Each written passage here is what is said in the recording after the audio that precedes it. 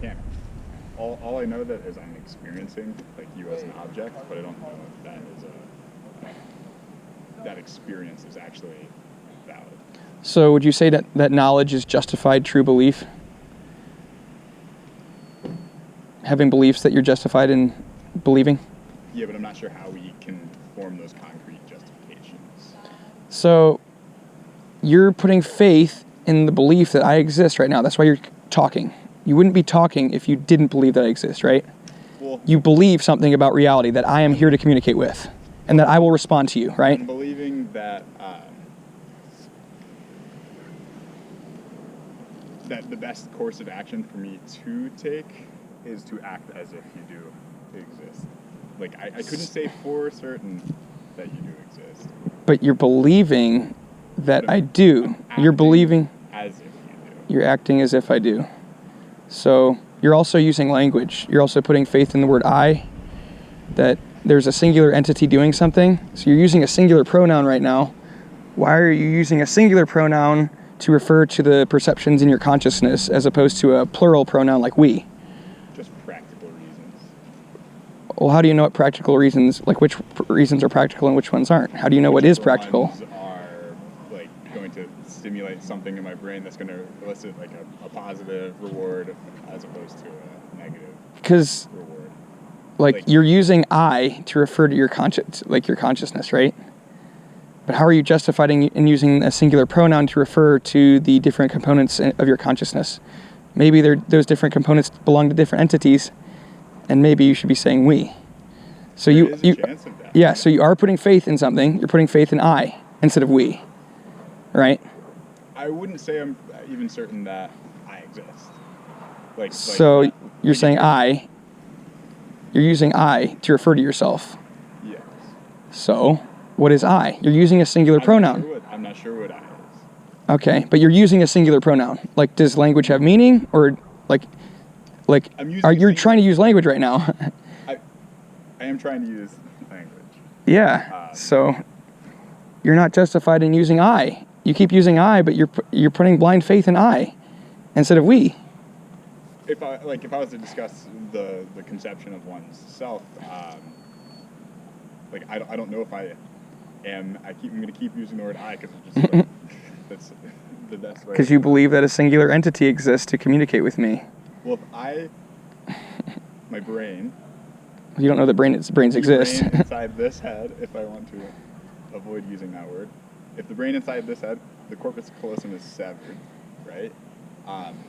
In experiments, they found that then information can only go to one side of the brain, and then you'll have access to that knowledge. Like, let's say the left brain is involved in communicating, then you'll be able to express like what you saw with your right eye with words, but then if you're asked to write it or something, you won't be able to do it. Okay. So in that case, then there's two consciousnesses, I think that's the proper word, inside someone's head. There's like two beings inside the one person because they have access to separate information. They can't the halves can't communicate with each other, and I feel like it makes a really complicated case for where a singular self would lie.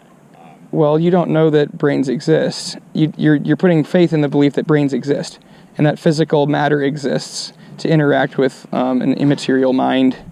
But how do you know that brains exist? You're putting faith in it. You're not justified in that belief. I mean, how do you know? You can see cadavers or... Well, that could be illusory, right?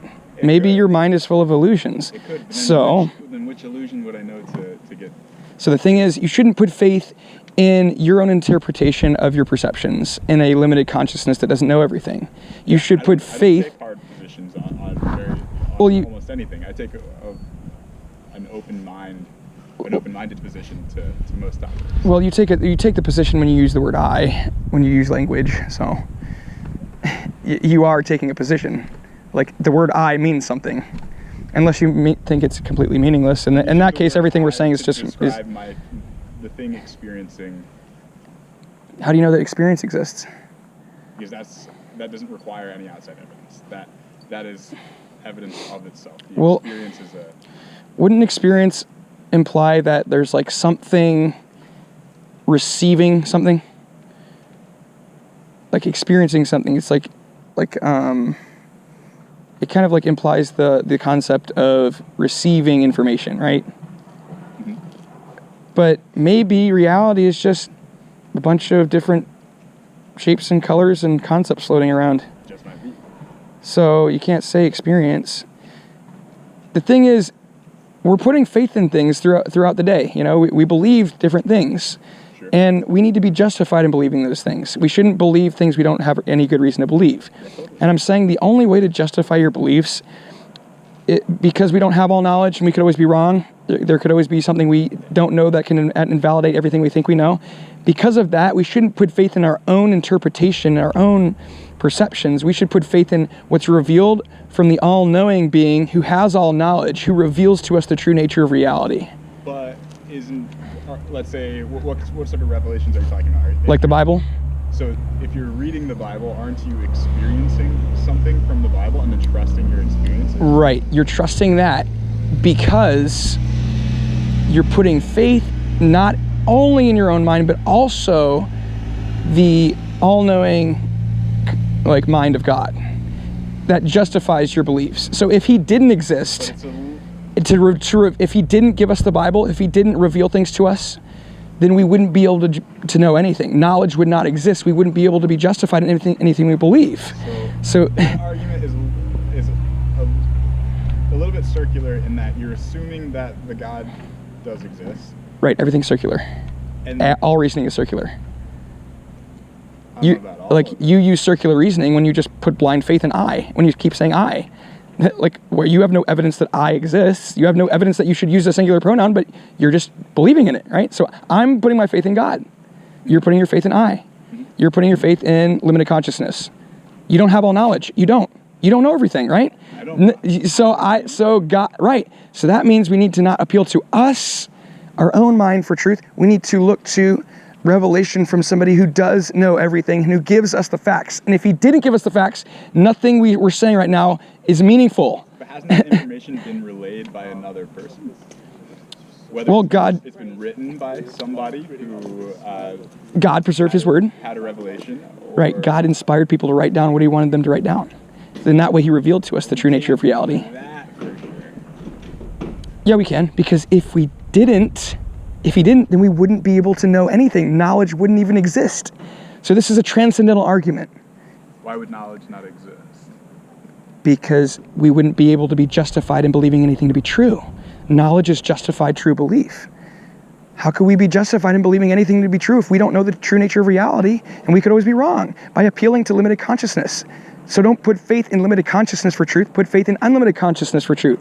There has to be unlimited consciousness who gives us the true nature of reality in order for us to say we have knowledge, in order for us to be justified. Does that unlimited consciousness have to be the specific God of Christianity? Yes. Because... I mean, why so? Why? Why can't it be like the Islamic God or... I mean, I look at other religions and I see how they like contradict themselves and are absurd and like don't provide a foundation for knowledge. Would like Genesis not be considered absurd by other people who haven't heard of it before? Well, I mean, in what way is Genesis absurd? We don't really have any reason. If someone was to tell you right now that a person just magically appeared out of dust, would you believe them? No.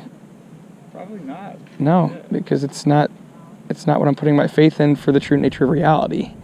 The fact that you're using the word faith implies that you're believing in something without the proper justification. No, faith doesn't mean without justification. Like the word confidence comes from Latin confide, with faith. When you have confidence in something, you have faith in it. You put faith in it because you have confidence in it. So faith, it's a total myth that people have of like faith is just believing something without any reason to believe it. No, that would be blind faith. But like there's justified faith, justified belief, which is knowledge. Justified true belief. If, just another example.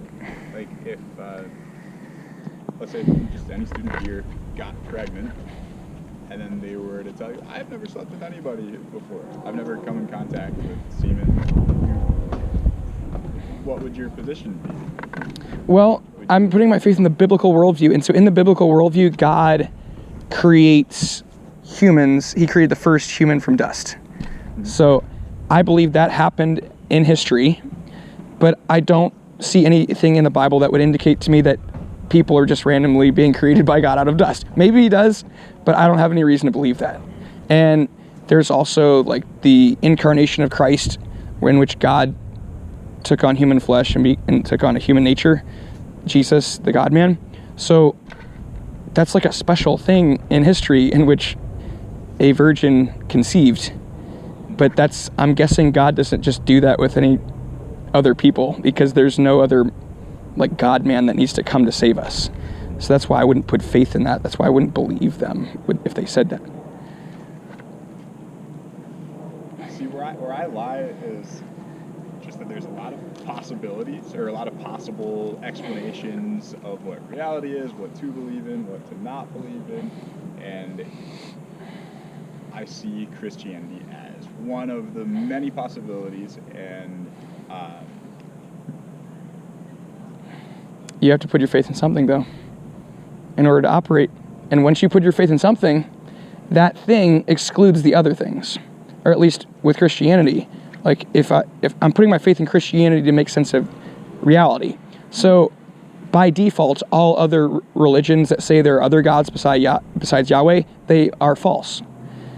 And as soon, like, there's no way, like, as soon as I try to, like, find evidence to see, hey, is this other God true? Is this other God really the way? At that point, I'm suspending faith in Christianity. I'm no longer believing that God is the only true God.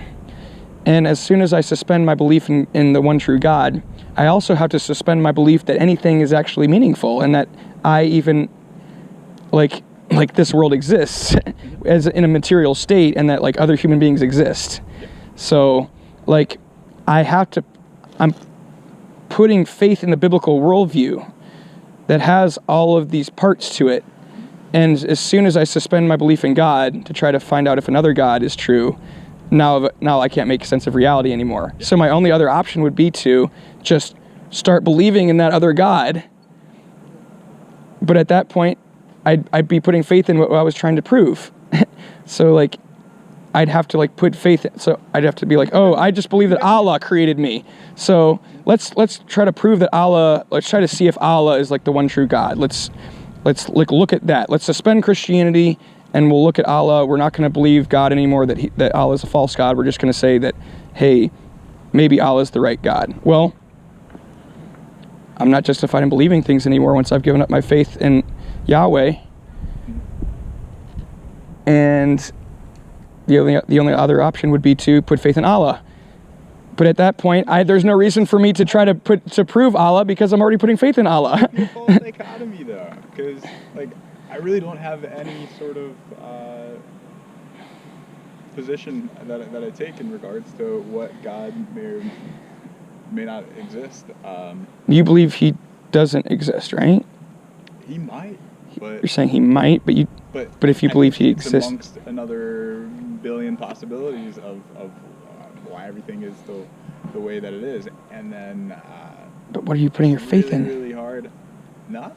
You're putting your faith in your own mind to look at all these different options and to say that they're legitimate options. Well, you say like you might call them religions, belief systems. Well, you don't even know that other human beings exist to believe them. You don't believe them. Is it a religion if nobody believes it? It could be a dead religion. It could have been a religion. But well, what if human beings have never existed? You can't prove that human beings exist if you trust in your own mind. That's what you're putting faith in to make sense of reality, though. You're not putting faith in the revelation from the all-knowing being. And so you're not justified in believing anything to be true, because you're putting faith in limited consciousness for truth. Even if you don't have any sort of beliefs, you can always know that you are experiencing things. No, remember I talked about experience. You don't know that experience exists, because that implies it's like an entity receiving something. right? Receiving information, experiencing something. Yeah. Like we're all, like light coming through eyeballs. I can't confirm that you are experiencing anything, but I think each individual, if other individuals outside me exist, can know for sure that they experience things. That's the one thing we can know for sure. Is that I know that I'm seeing, I know that I'm hearing things. You can't use the word I. That I know that there is hearing, there is seeing. No, because that would imply, like hearing would imply like sound waves moving, and seeing would imply like photons of light moving. There is the experience of seeing. There's basically just shapes and colors and concepts moving around. Basically, that's all you can really say, right? Yeah. Okay, so you can't use sentences and say I and we, or in like experience. I wouldn't say just a bunch of colors and shapes and concepts moving around. I wouldn't call it experience. So. You would not consider that an experience? No, I think colors moving around? I think no, not seeing it, just them just happening. Mm-hmm. Like Without no perceiver, it's just there. Yeah. So like experience seems to imply the concept of somebody receiving like sound waves or photons, like something being communicated to them, kind of. But we can't prove that. I mean, if without the biblical worldview. If we have the biblical worldview in which God created human beings on planet Earth and created an orderly universe so that we could like operate in it, and he told us to like go and be fruitful and multiply and to take dominion over the animals, okay, then we can like trust our perceptions of reality because we believe that God created our senses to make sense of the world so that we can carry out that dominion mandate. But if we don't have a revelation from God that he created humans and gave them that dominion mandate, then we don't have any reason to believe that humans exist or that experience exists. And so I can agree with the first part, but saying that experiences don't exist. Well, just think about your worldview. Which worldview makes better sense? A worldview in which you're trusting in your limited consciousness for truth, or you're trusting in a worldview? Yes, you are. You're using. That's why you're talking to me right now. You believe that I exist. That's why you're trying to talk to me, because you think that I will understand